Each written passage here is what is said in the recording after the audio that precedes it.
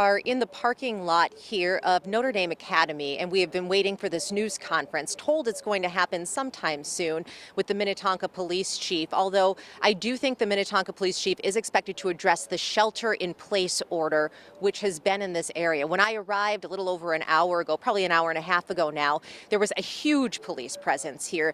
Police from all over these surrounding communities, including several armored vehicles. Right now, most of those police officers have left the area.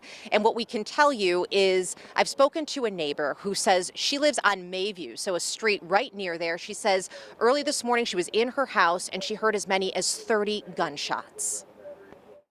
I was sitting in the kitchen watching TV with the windows open because it's such a beautiful day, and all of a sudden behind our house I heard about 8 gunshots go off.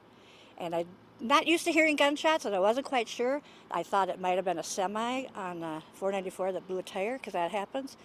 And then I started to hear some sirens, and then another about 10 gunshots went off, and then I heard a lot more sirens, and then another volley went off. So I bet about 30 shots went off, started flying down the road.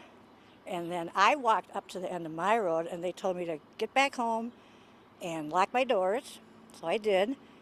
He tried to get home. He was shopping. They wouldn't let him Your home. husband? Yeah, my husband, the truck.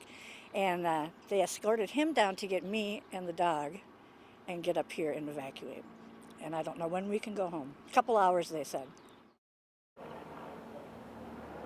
Well, that was about an hour ago, and I just talked to that neighbor, Liz Sprain, just a moment ago. She says she's still been told another couple hours before she can get back. I spoke to another neighbor who was kind of a few blocks away from here, also not able to get into her home, and she was very sad about the situation because she kind of knew what house this was, and of course, you never want to see this in your neighborhood. So, Julie, we are going to be here live when this news conference happens to bring you the very latest.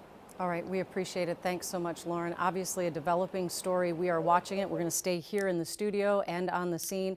And as soon as that press conference from the Minnetonka Police Chief begins, we will break back into programming and bring that to you live. For